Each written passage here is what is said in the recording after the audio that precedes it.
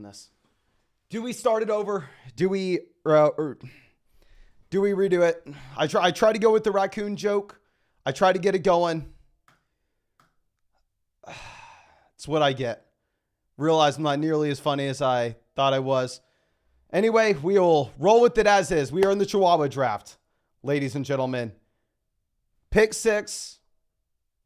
We are here. Happy Mother's Day to all the hot moms. And yes, you are going to get to see probably the best Mother's Day gift of them all. You are going to get to see us light $4 on fire in this Chihuahua draft. Let's show this off just in case you don't know what the Chihuahua is. New Underdog tournament launched last week. $4 buy-in, $70,000. 70,000 entrants. Have already been 37,000 entrants in the tournament.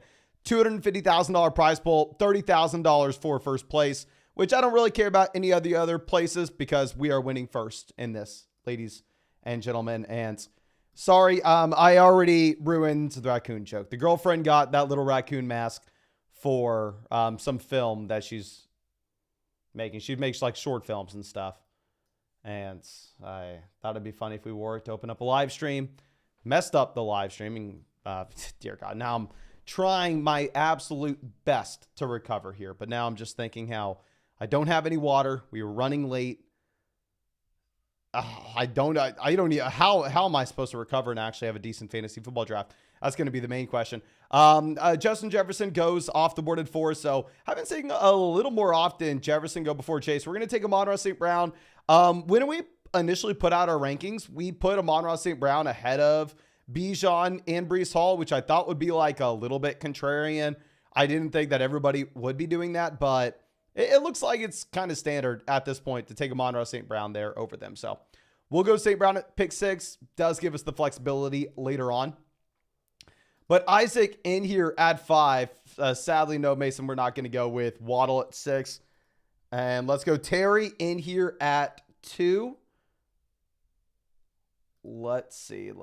J-Bucks is second draft mandatory now. I don't know. I do not know, to be honest with you. But yes, Mason, make sure. I make films every single day, my friend. Every single day.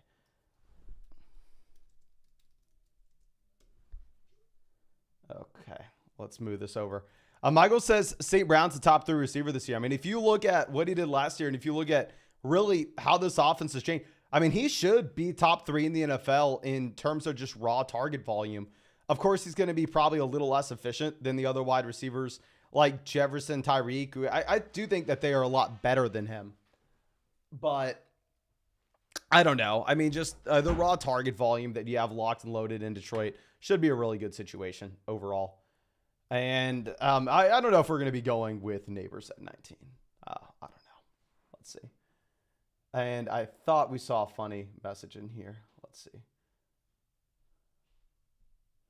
Isaac says, I'm in Vegas, so I can't draft. Lucky you, Mason. Lucky you, my friend. Are you kidding me? Kidding me? The Nevada legislation is the only thing that is keeping you from giving me your $4 in this draft. I'll tell you that much. Okay. Let's move this over. Devontae Adams goes 17. Let's see. 19 after we go Amon-Ra St. Brown. I don't know what we are supposed to do here. I mean, I'm tired of talking about round 2 sucking. Everybody knows round 2 sucks. It's not news to anybody. We'll go Brandon Ayuk. We'll keep it flexible. We'll go some wide receivers here early on because I know I really like the running back values later. So let's go with Brandon Ayuk, and we will see what comes back around to us at pick 30. To be honest with you, I'm probably not going RB at pick 30 either. I think I don't want to say too much because I know that we have people obviously in this live stream picking directly in front of us. Okay. So let's move this over. Where was the message that I wanted? Ross Kurt says, my wife's boyfriend's name is Mason too. That is a coincidence, my friend. That is a coincidence. This is what I wanted to highlight. Hot moms make the world go round. True that, my friend. Like I said, happy Mother's Day to all the hot moms out there. Happy Mother's Day. And let's see. Kyron Williams going pick 22, Devon Achane 24. So interesting to see that team at 1. I don't know if you would want to take, say, the triple stack with the Miami guys. I've seen other people go Tyreek, Achane, and Jalen Waddle through the first 3 rounds. I don't know if it's any good. I don't know if it's something that you would want to do.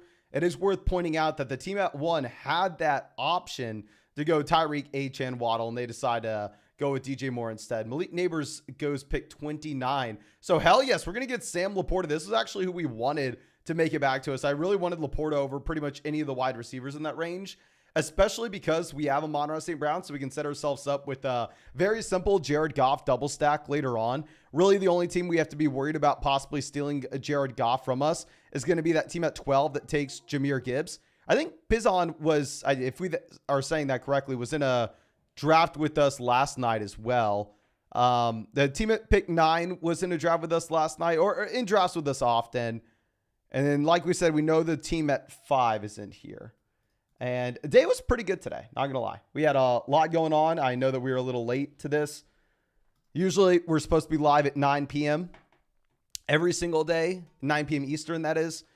It is 10:15 Eastern, so I understand that we are late, and I am apologizing for that right now. But we had a Mother's Day dinner that we had to go to. Now, my mother's not personally here, but we had the girlfriend's parents in town, so we were at dinner. But outside of that, we had a Mother's Day brunch. I got to go play pickleball today. That was pretty fun. And nothing else too interesting. I did a lot of podcasts for flockfantasy.com. We met with the developers to talk to a lot about like what we were doing on flockfantasy.com. So just work stuff, but I got to play pickleball. It was cool. I met some people. But we have DK Metcalf, Josh Jacobs, Jalen Hurts going here. So Jalen Hurts goes to the team that takes A.J. Brown. Interesting to see them go Jalen Hurts over Devonta Smith. I would assume that maybe you go Smith 34 and then see if you can get Hurts on the way back around at 39. But I mean, maybe they're thinking that they're more likely to go Hurts and still get Smith at 39. But yeah, Smith goes at 35. I mean, if you're looking at Jalen Hurts and his ADP here at the 3-4 turn, right, you have to understand because a lot of drafts, he is going to go to the team that has A.J. Brown or the team that takes Devonta Smith round 3. Pretty much, they're always going to be going Jalen Hurts at the 3-4 turn. So hypothetically, if you wanted to get yourself the A.J. Brown, Devonta Smith, Jalen Hurts stack, I think you'd be a lot more likely to pull it off if you decided to take Devonta Smith, then Jalen Hurts around 4. Okay. Let's move this over. Yeah. Owen says Zach Wilson's going to have a field day on Mother's Day. Yes. I think we should probably rebrand Mother's Day to Zach Wilson Day. Happy Zach Wilson Day. Actually, if I would have had that joke loaded up for me, if you would have written that for me yesterday, my friend, I would have tweeted it out this morning, but way too late to try to send that out at 10:15 p.m. I mean, we got an hour 30 left of Mother's Day at this point. Okay. So Travis Etienne goes to pick 40. So we got the team in front of us with Brees, Adams, Metcalf. What do they do here? They go Tank Dell. I'm very rarely going to be drafting Tank Dell at this point. I'd rather have both Lamar and Zay Flowers over Tank Dell. We're just going to take whichever Baltimore Raven falls for us here at pick 43. I think we have a lot of flexibility to kind of go with either guy, right? So if we look at how we've set ourselves up at this point, I mean, I think a Lamar pick would make a lot of sense if we wanted to go with the 2 QB build with Lamar and Goff or Lamar and Purdy, because Goff and Purdy are like in a reasonable price range. But I'm fine with Zay Flowers as well. Can everybody spam the chat? Who would you rather have? Would you rather have Zay Flowers or Lamar Jackson? This is a team where we have Amon-Ra St. Brown, Brandon Ayuk at wide receiver, and we have Sam Laporta at tight ends. Would you rather have Zay Flowers or Lamar? Everybody's saying Lamar. Lamar. Flowers, Lamar. Yeah, it looks like the vast majority of people want Lamar Jackson here. I like Lamar. I'm not going to argue. I mean, I'm going to take a lot of round 4 elite level quarterback this year. And yeah, I mean, we put out the video on flockfantasy.com diving into the strategy of the quarterback position, particularly in these underdog drafts. And what we've seen over the past few years is more times than not, it's advantageous for you to go through and have a 2 QB build. And if you want that 2 QB build, you probably should take someone at the very top. And of course, real quick, if somehow you're making it through the horrible raccoon mask joke, if you're making it through the hot mom's bad jokes, and somehow you're still here in round 4 and you don't know what's going on, this is Underdog Fantasy. These are best ball drafts. I draft here every single day. By far and away my favorite place to draft. I mean, draft hundreds of teams every offseason. I won $150,000 on Underdog 2 years ago. And yeah, we're going to be drafting here every single night at 9 p.m. Eastern. If you want to hop in and draft with us, you can find that link in the description, in the comment section. Code FLOCK will get you a 50% deposit bonus up to $250 on a new account. So code FLOCK will get you, say, $250 of a bonus if you deposit $500 your first time. And also, you're going to be getting a special NBA pick'em. It'll be something like Luka Doncic more than less than half a total point. Just whatever that NBA game is that night when you sign up with code FLOCK. And it's available in literally almost every single state now. This was an outdate. I mean, this is a map that probably needs to be updated because now Underdog is also available in Michigan. So it's really only not available in Nevada, Louisiana, Hawaii, Washington, Idaho, Montana, and like Connecticut. But it is available in Michigan now, so pretty much available absolutely everywhere. Junior says, I renewed Mother Flocker tonight. Thank you, my friend. I appreciate you, and thank you so much for stopping by the live stream as well. But we have Mahomes going after Anthony Richardson, which is a little bit interesting. Let's swing this back around. Keenan Allen, it's interesting to see him fall now behind Amari and ADP. We're going to have a super unique build here. Obviously, if this was a regular fantasy football league and this wasn't an Underdog best ball tournament, we're never really going to go with the bully tight end strategy. You're not super excited to draft 2 elite tight ends and put one in the flex. But specifically from a roster construction perspective and trying to get a little bit unique compared to the rest of the field, I think this potentially makes sense for us to go ahead and take Mark Andrews at pick 54 to pair him up with Lamar. And what's very interesting is we see the team right after us have a similar approach too, where they also go bully tight end. They take Pitts to pair up with McBride. So I wonder if this is going to slide tight ends up across the board. But yeah, I'm really excited to take Andrews. Antler Eyes, happy to see you, my friend. Thank you for rocking with us still this year. What's quarterback video you mentioned? If you're a member of flockfantasy.com, it should be titled. It's on the homepage. Just like Underdog quarterback draft strategy. And yeah, it's just me going through and looking at advance rates to get to the playoff tournament on Underdog, to get to past round 1 of the playoffs, to get to the finals, and looking at historical rates of what you want from a quarterback roster construction. A brief summary is, obviously, you're drafting either 2 to 3 quarterbacks on Underdog. Never draft 4, never draft 1. And it seems to be more advantageous to get an elite level quarterback and only draft 2. Okay. Yes, on Underdog, your second tight end can become your flex. Obviously, in best ball, if Mark Andrews randomly goes off, right? We're not having to pick between these two to start every single week. It's just going to be going back and forth with whoever scores higher. And yeah, it'd be nice to get some usable flex weeks out of these guys. But I have been noticing, honestly, this year more than others, especially because of the running back value that I really like late.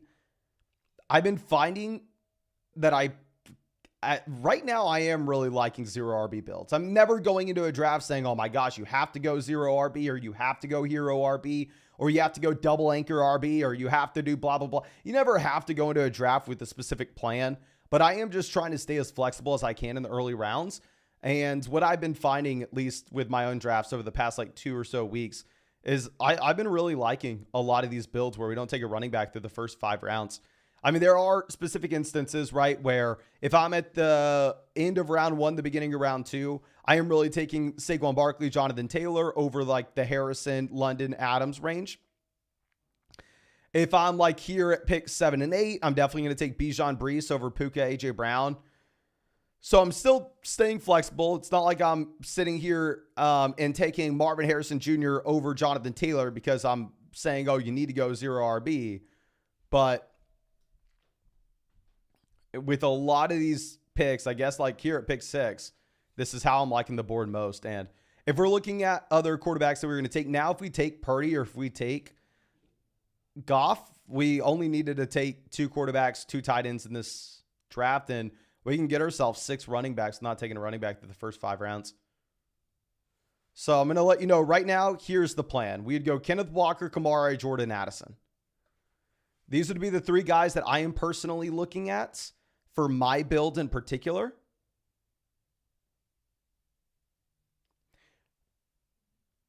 Ladd McConkey and Keon Coleman continue to get juiced up here to mid-round 6. I'm not going to say that's wrong at all, but Kamara goes. Okay, I'm going to go ahead. I'm going to take Kenneth Walker. Usually I'll ask y'all between the 2 players who y'all want, but I think it's such a no-brainer to pull the trigger on Kenneth Walker here. I love the range of outcomes that you have with him. Super talented running back on his rookie contract. I think he has a decent ceiling. So, yeah, I mean, getting him pick 67 is an absolute no-brainer for me, too. So, let's move this over. I know, I mean, y'all are here. I see all the same names in the chat every single day, and I appreciate you so much for whatever reason sticking with me.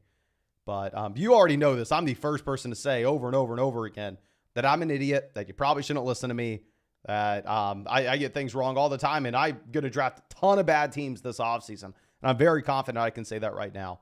But over the past week, I feel like we've been drafting some pretty good teams. Like, this is another draft where I do really like the team that we've been able to have through the first 6 rounds. I don't think we've been making as many mistakes with these teams that we've been drafting as is typical for us. So, you know what? I think maybe part of the reason is, obviously I've drafted so many teams on Underdog at this point. I think we have a pretty decent idea what's going on. And also, I haven't been drafting any teams outside of the live stream. I think a lot of it just has to do with how busy I am a year personally. But I have only been drafting on the live stream every single night. So I've been coming in, and usually, like in years past, if I've done like 5 drafts already, I'm a little bit fatigued by the time we get to the live stream and maybe a little antsy and want to try different things. But let's see what happens here. I know, okay, Ramadre goes 76. Ramadre was the guy that we were looking at.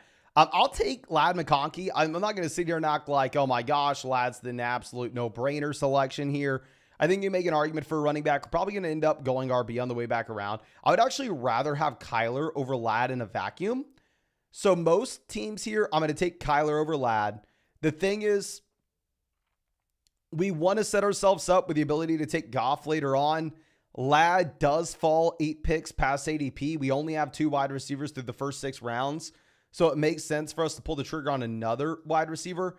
I typically want to say where Justin Herbert's going is a great value, right? So if I want to sit here and go, oh, Justin Herbert going as a mid QB2, that's a great pick. I kind of, if you're going to make that argument, you kind of have to be on board with some of these prices for the Los Angeles Chargers pass catchers. So Ladd 78 seems fine to me.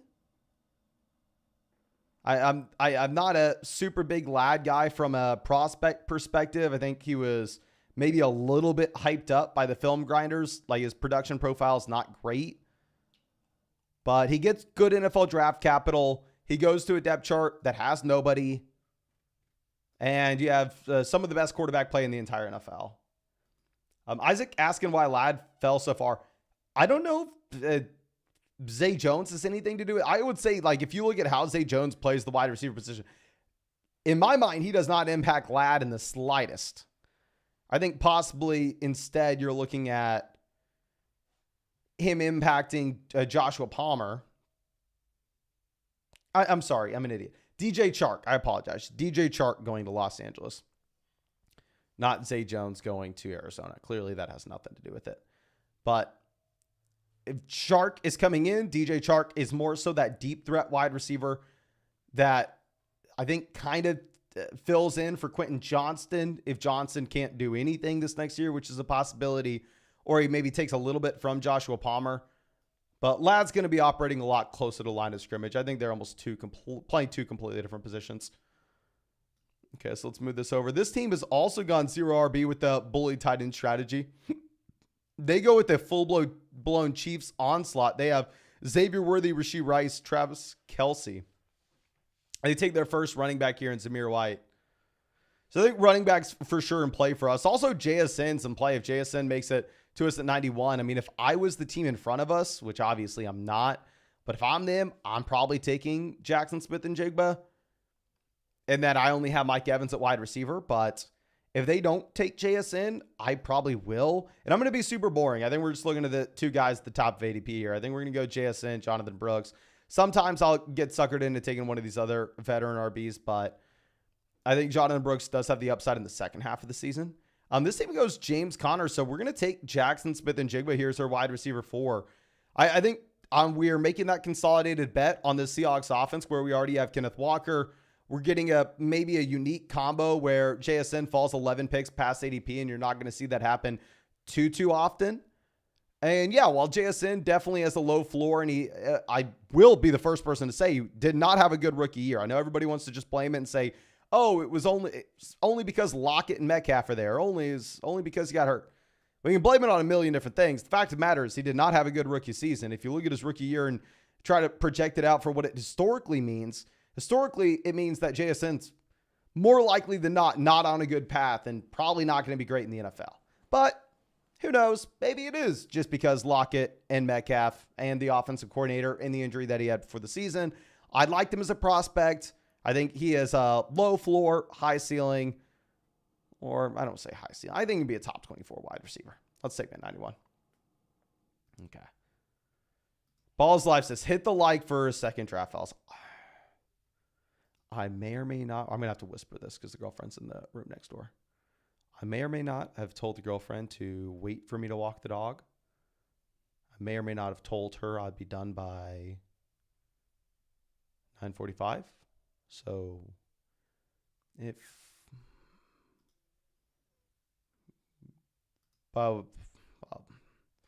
that's a me issue. That's not a you issue. That's a me issue. I need to get that myself. Purdy going off the board, pick 100. Okay, let's slide this over. Caleb would be in play for us if we took Keenan Allen in round 5. I'm not going to be taking Caleb here. You can make an argument, oh, Mason, take Jameson Williams. You're setting yourselves up, going all in on the Detroit Lions offense. Maybe this is a team where if the Lions are a top 3 passing offense in the NFL, then all of a sudden you are a blah, blah, blah. Yeah. You can make the argument.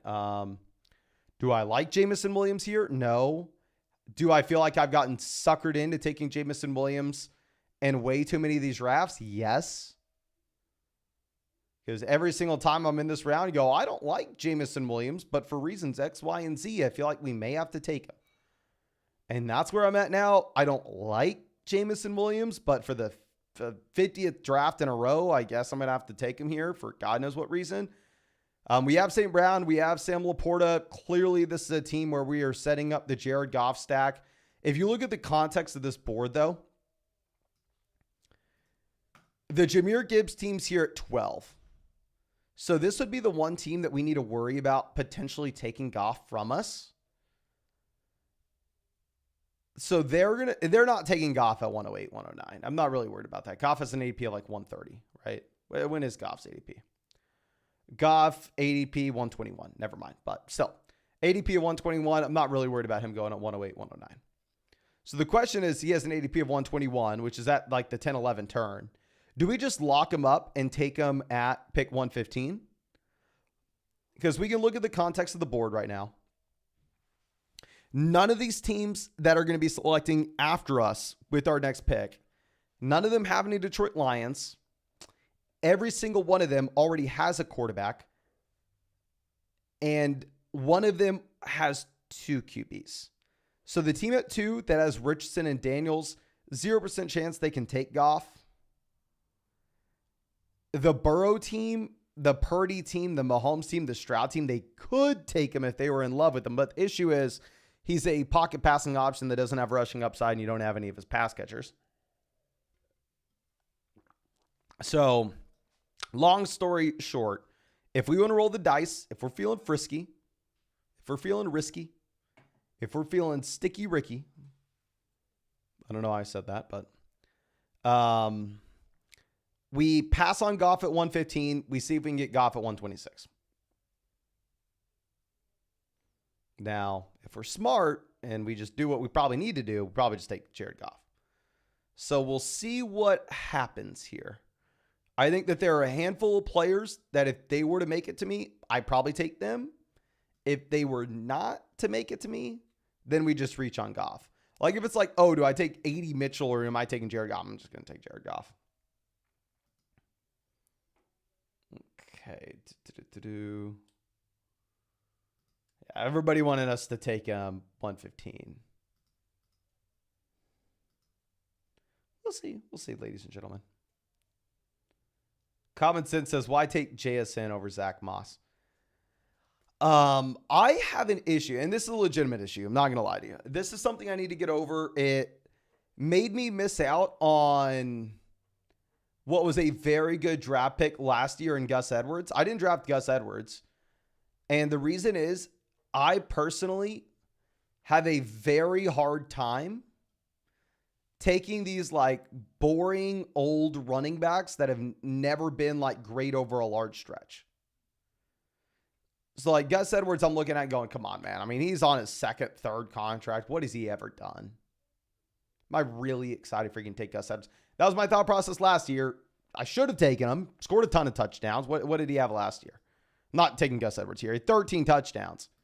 But I have an issue, and I can't get excited about him for whatever reason. It's a mental issue for me, and a lot of times I'm sure they turn out to be good values. Here instead, we're going to go, okay, I've seen, me seeing Austin Eckler be good. Me see Eckler be good at one point. My monkey brain tells me Eckler scored points before. He'll somehow score them again. Even if the situation looks horrible for Austin Eckler, which the situation is horrible for Austin Eckler. He's running alongside a rush first quarterback that's not going to check the ball down. That's going to steal rushing touchdowns at the goal line. But I am simply not smart enough to take a player like Gus Edwards over Austin Eckler, even though I understand anybody that has more than 2 brain cells firing will probably go ahead and say, oh, come on, man. Take the guy who got a decent contract in a much better situation. Okay. But yeah, we're going to take Eckler. So honestly, my thought process was if Nick Chubb, Austin Eckler, or Devin Singletary fell to us at 115, I was going to be taking the running back. However, if it was like Jacoby Myers, A.D. Mitchell, that's who we were looking at 115. Instead, I'll have pulled the trigger on Jared Goff. But we're going to roll the dice. We're going to see if we can get Jared Goff on the way back around to 126. J Buck says, I've been taking Dobbins, so I'm dumber. Not going to argue against it, my friend. Okay. But Tajee Spears off the board. All right, let's move this over. Shakir goes. Trevor Lawrence fallen a considerable amount. But, yeah, the thing is also why I'm a little more willing to roll the dice that we get Goff on the way back around is we also have the potential Ladd and Herbert stack, right? So if we whiffed out on Goff, it's not the end of the world. We can go Herbert. But since we have Amon-Ra St. Brown, Jamison Williams, Sam Laporta, clearly Goff is the quarterback for this team. We get him past ADP. It works out for us. So let's go ahead. Let's pull the trigger. And I really like this team for this tournament. We are sitting here at wide receiver with Amon-Ra St. Brown, Brandon Ayuk, Ladd McConkey, Jackson Smith and Jigba, Jamison Williams. We went the bully tight end strategy where we are currently sitting with Sam Laporta, Mark Andrews. At quarterback, we have Lamar stacked up with Mark Andrews. And we have Jared Goff triple stacked with Amon-Ra St. Brown, Sam Laporta, as well as Jamison Williams. So, even though Lions fans, not going to lie, y'all do kind of annoy me a little bit. I'm a Lions fan with this team, ladies and gentlemen. I am a Lions fan for this team. And I'm just in case you don't know, I've really never grown up rooting for any teams. I grew up in like San Antonio, so we didn't have an NFL team. I actually started playing fantasy football before I actually watched NFL games, crazy as that sounds, when I was a kid. So my entire life, I've grown up just rooting for my fantasy teams and never really rooting for an NFL team. So that's a little bit why. I don't know. Like, it's kind of funny to me, like when people like are so invested into it's just because I've never experienced it myself, like super invested into a sports team that has like no impact on them, like my fantasy teams, they impact me, right? I mean, if I win, I won 150,000 on Underdog 2 years ago. I can win a pretty decent chunk of change that will change my life. But I don't know. I think I just may. And also, I'm a very fair weather fan as well. I went to University of Texas, and I literally only root for our football team when we're good. Like, I'm the definition of a bandwagon fan. Like, promise you do not like me. But if the Texans are now a good football team with CJ Stroud and we have something to root for, I may hop on the Texans bandwagon. But like, now I live in Austin. Austin's pretty close to Houston, but we're 2.5 hours away, 3 hours away. Texans fans, my experience, aren't really obnoxious at all. CJ Stroud seems like someone you want to root for, so I may be hopping on the Stroud bandwagon. Okay. So let's see. We got Blake Corum, Jerome Ford. I mean, this would be our pick, right? If either one falls. But yeah, I mean, I'll admit the bandwagon. The full honest truth is I really do like rooting for individual players. Like, I have my guys that I really like rooting for. I just don't necessarily care too much about rooting for teams, if that makes sense. There are some teams that I actively root against, to be honest with you. And it's mainly just whichever fan base screams at me that I'm the dumbest in the comments. So last year was the Chicago Bears fans screaming at me how dumb I was. So maybe rooting against the Bears last year. This year, I think they'll be a lot more reasonable now that you have Caleb Williams. But anyway, we're going to go ahead. We will take Blake Corum. We just need running backs, right? We would have taken Jerome Ford if Ford would have fallen. I think Blake Corum, he's pretty much a handcuff back to Kyren Williams. Obviously, Kyren just full-blown bell cow last year. I think Corum probably have a role from a week-to-week perspective. You know what? As I say this, probably a bad decision to take Blake Corum over Jerome Ford. The reason being is, like, if I talk through the bull case for Blake Corum here, right? What can we say? We say, oh, okay, maybe he has a small week-to-week role alongside Kyren Williams. But if Kyren Williams goes down, maybe Blake Corum can come in and be the full-blown starting running back. That's like the argument that you have. Nobody is sitting here thinking Blake Corum comes in and takes the starting job from Kyren. If you're looking at Jerome Ford, what's the argument? He has a small week-to-week role alongside Nick Chubb. Nick Chubb goes down with an injury. Jerome Ford steps in, and he is the starting running back. So they're both in a very similar situation, but the difference is Kyren Williams is currently healthy and Nick Chubb is not. So even though Blake Corum has an ADP of 8 picks higher than Jerome Ford or whatever it was, I think you probably need to be going Jerome Ford over Blake Corum. Yeah. So this is why we do these live streams. Why I force myself to talk out loud. Sometimes maybe we'll come away with a conclusion or two. We would have taken Sticky Ricky if you would have made it to us at pick 150, paired him up with Ayuk, essentially said, oh, okay, well, what if you end up getting a trade where, I don't know, maybe Deebo Samuel gets shipped out. We're going to take Quentin Johnston. We're going to pair him up with Ladd McConkey. I want to be very clear, similar to how I was with JSN, but even a greater extent. With JSN, he was a bad rookie, okay? JSN is most likely on the path to being a bust. We're not going to give out complete hope on him. I'm still clearly drafting him if he makes it to us in round 8, but not a good rookie year, right? We can all admit that. With Quentin Johnston, however, he has no excuses. JSN, we can say, okay, you had DK Metcalf. You had Tyler Lockett. He was injured coming into the season, right? JSN, he didn't have a chance with the wrist injury. You can sit here and we can make excuses for JSN. We can say, oh, okay, now the coaching staff's changed. Now they're going to give JSN their shot. Now Tyler Lockett's another year older, yada, yada, yada. We can sit here and we can tell that story. With Quentin Johnston, on the other hand, Mike Williams down for the year. Keenan Allen injured. Austin Eckler injured. You were sitting there with one of the best quarterbacks in the NFL with absolutely nobody to take targets from you. You had every opportunity to be the wide receiver 1 on this team, to be the wide receiver 2 on this team, to do anything on this team. And Quentin Johnston was a certified BUM bum.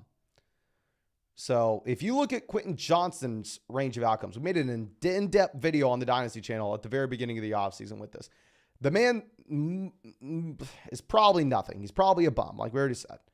But here, we're taking him right before Darnell Mooney, Troy Franklin. So all these guys are probably bad. We took Ladd McConkey on this team. So maybe we can make a bet on this team that the Chargers passing volume is a little bit better than people are expecting.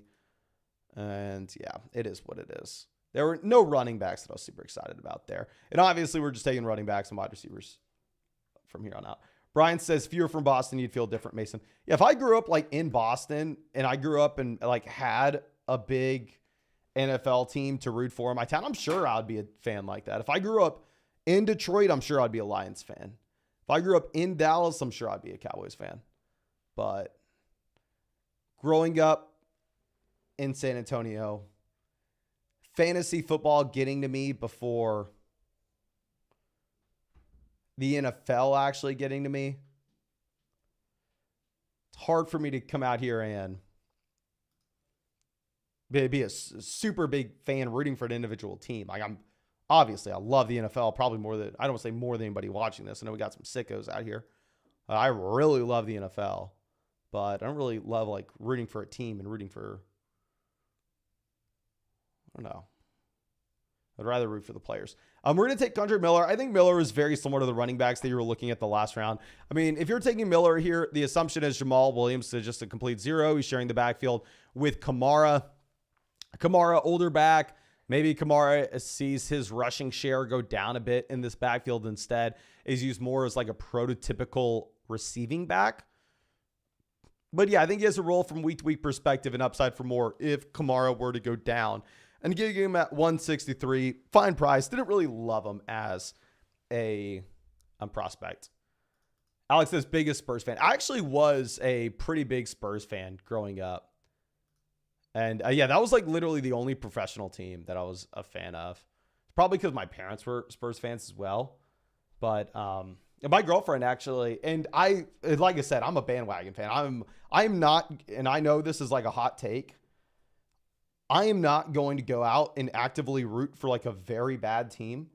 So over the past 3-4 years, or even longer than that, if the Spurs have a 0.00% probability of even just making a Western Conference Finals, me personally, I got better stuff to do. Okay, I don't need to watch every Spurs game. I don't need to actively root for the Spurs. So I'll check out for a few years. Then we get Wemby, and then I'm like, all right, you got me back in. Okay, so I'll probably go back to being a pretty big Spurs fan, and I actually do want to get myself a Wemby jersey. Okay. Let's move this over. We are running backs, wide receivers. So Zay Jones going over to Arizona is going to push down the Michael Wilson ADP as it should. Michael Wilson does go 171, however.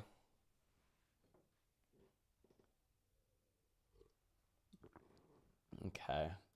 Caliber says, as a Pistons fan, my life has been hell for 10 years. See, like, I know,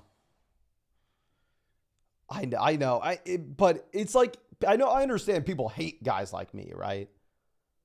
Like, it's like oh my gosh, you never want to be that sports fan.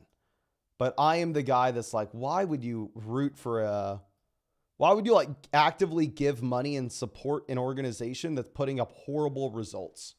You know, it's like if you were a fan of McDonald's as a child, at least in my mind, because teams are organizations, right? Franchises are organizations. They have ownership. It's like if you're a fan of McDonald's as a child, but then McDonald's for 10 straight years makes the worst burgers you've ever had. I'm not going to keep on going to McDonald's because I said I liked them once back in the day, you know? I'll say, okay, I want y'all to be good. I hope y'all are eventually good. But I'm not supporting y'all until y'all are good. Okay?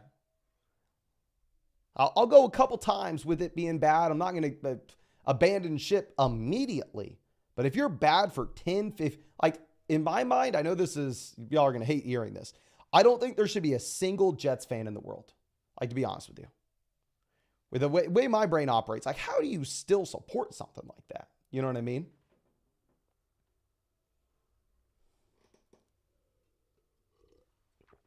Like those organizations, like obviously the Lions broke through everything that they once were, but the Jets, the Browns, like, I don't know. I don't want to support something that I feel like they just like kind of disrespect you by putting out a horrible product over and over and over again and telling you that unless you continue to support them with them giving you a horrible product, that you're a bad sports fan and that you're a problem.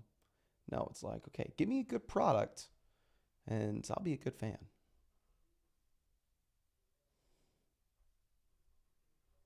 Okay.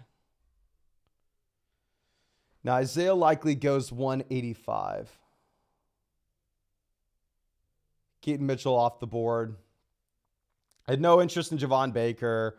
We can definitely take another receiver here. The thing is, like, are we excited about any of these guys? Probably not. Do we just take Dameon Pierce?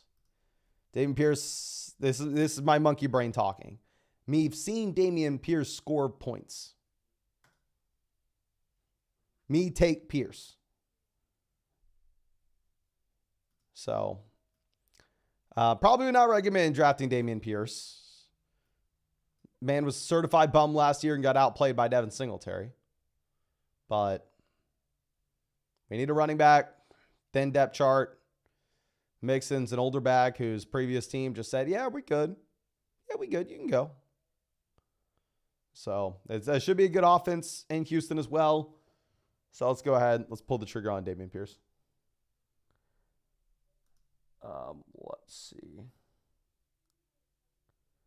Okay, Raphael says, Mason, did you see the Tom Brady roast? Okay, so I've been watching this on my bike. Here's my issue with it. Okay. Here's my issue with the Tom Brady roast. I'll say, all in all, pretty good. But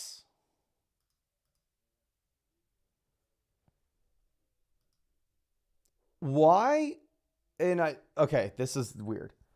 Tom Brady is someone that from the age 22 to the age 50 or whatever the hell he's at now, he looks younger and better than he did at 22. Tom Brady was like significantly uglier in his mid to late 20s than he is now. What does that tell you? Tom Brady has probably had more plastic surgery than 99.9999% of people on earth. I've watched over half the Tom Brady roast, and not a single person has been willing to make fun of him for that. No, I understand his plastic surgery, but you're supposed to be roasting Tom Brady, and everybody, me watching it the entire time, everybody's coming out talking about how good he looks and yada, yada, yada, and I've not heard a single person say, hey, you're a grown man and God knows how much plastic surgery you've had. So maybe it happens later in the roast. Let me know if it happens later in the roast. I'm probably going to finish it. But that's my thing. Like, at least I would imagine that's like the number one thing you can get on someone. 1,000% should have roasted him for having work done. I mean, it's not that he just had a little bit of work done. I mean, he looks like a completely different person. You know what I mean? And I will say for a fact, Tom Brady is the best football player to ever play. I am a massive Tom Brady fan. I'm just saying, like, if you're going to roast him and it's going to be sold to be like, oh, we're going all out. I'm ripping into the guy. And it's like, oh, yeah, you're divorced. Ha, ha. You cheated. Ha, ha. And it's just the same thing over and over again. It's like, come on, man. This guy is 99% plastic.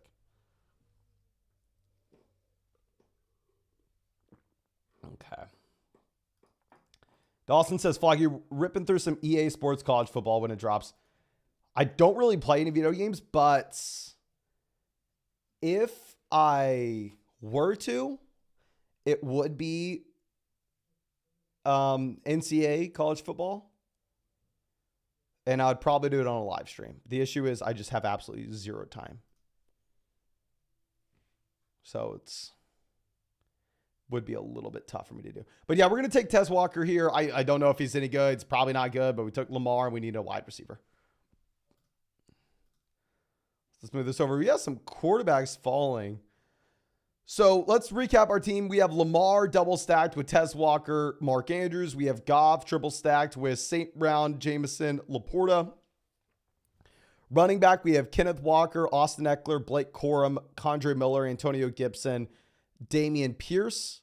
Wide receiver, we have St. Brown, Ayuk, Lad McConkey, JSN, Jameson Williams, Quentin Johnson, Tez Walker. And we went bully tight end where we have Laporta and Andrews. I think it's a very unique team. And I think it's a team that has a lot of upside as well.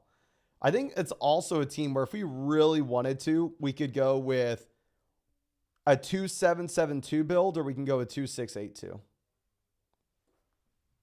I think it really just kind of comes down to what pick do we like most here.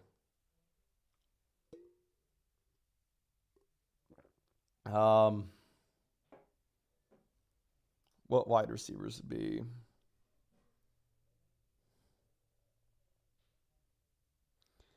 I'll show you. I just don't like saying like guys that were drafting around 18.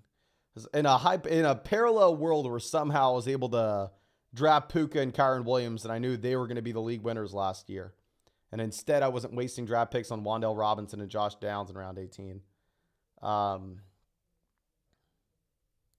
It would have been really good to make sure that I wasn't publishing that on live stream and we weren't getting them drafted in a ton of these.